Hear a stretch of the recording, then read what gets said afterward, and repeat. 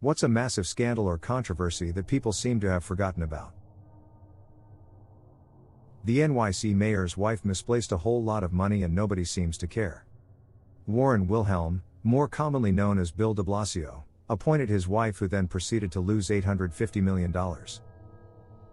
In 2016, South Korea had a political scandal in which the president Park Geun-hye was exposed for being manipulated/controlled by a cult called the Eight Goddesses Cabal. South Korea was literally being ruled by a cult. Park was impeached. Boy George. He was jailed for 15 months for imprisoning a Norwegian male escort after a nude photoshoot, in what the judge called a premeditated, callous and humiliating assault. He basically tortured him. And now he hosts TV shows in Australia.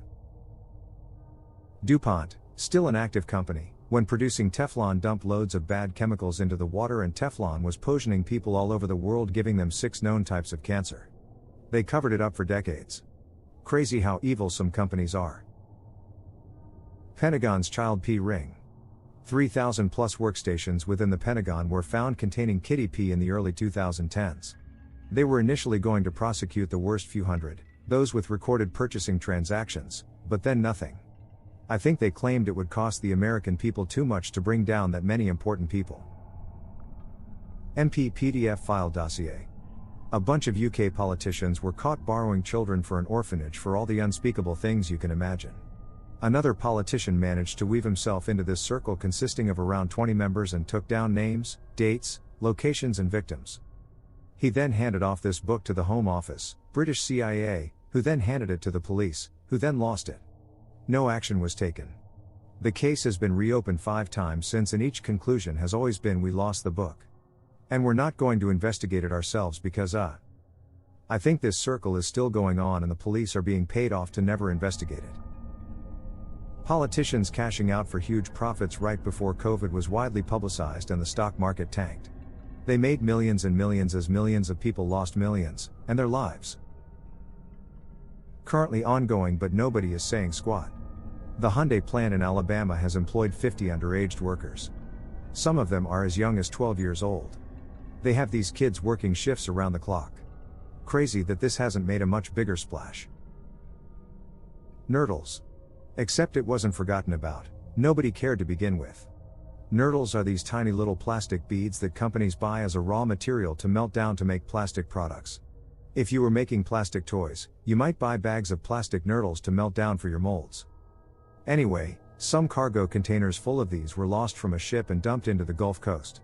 It created an ecological microplastic disaster that is impossible to even attempt to clean up. Nobody really go into trouble for it.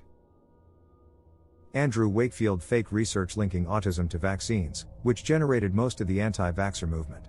He was an anti-vaxxer, though.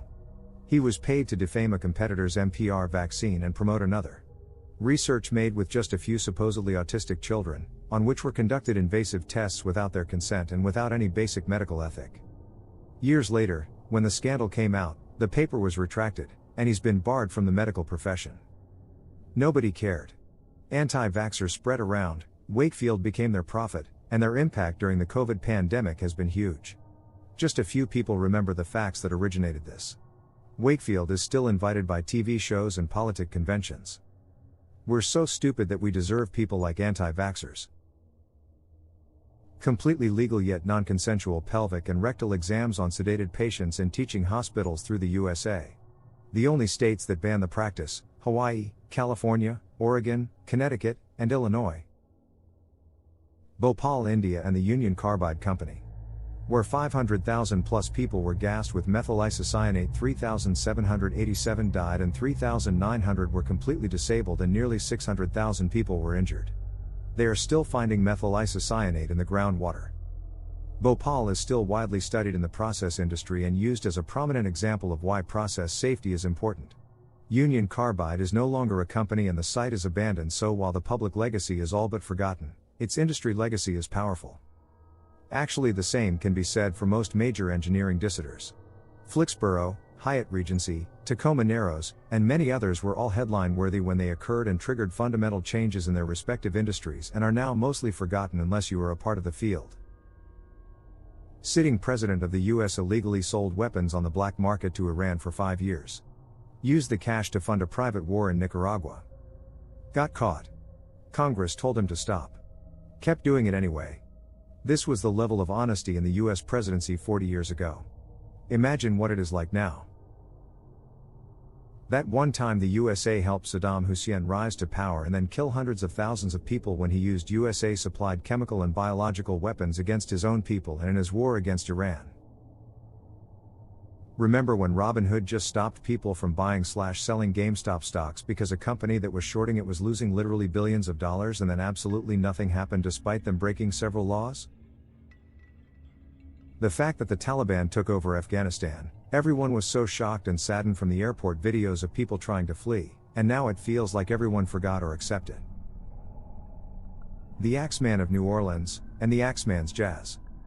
Just before 1920, in New Orleans, a serial killer/psycho terrorized the city of New Orleans. Targeting primarily, if not entirely, Sicilian Italian shopkeepers. During this time, it was quite commonplace for shop owners to live in an attached dwelling to their place of business. The Axeman infiltrated the storefronts, found his victims, and attacked them with axes he'd leave at the scene. Due to a lack of reliable leads, shoddy police work, and a lack of any real forensic tools, the Axeman was never captured. In a bizarre twist, much like the Zodiac Killer, the Axeman mailed a letter to the newspaper there. In it, he not only claimed to be the devil himself, but also professed his extreme level of jazz. As if acting in good faith, the Axeman declares that on X day he'd begin to prowl the city. Any citizen playing jazz within or around their homes would be spared. Any citizen that didn't would supposedly get the axe.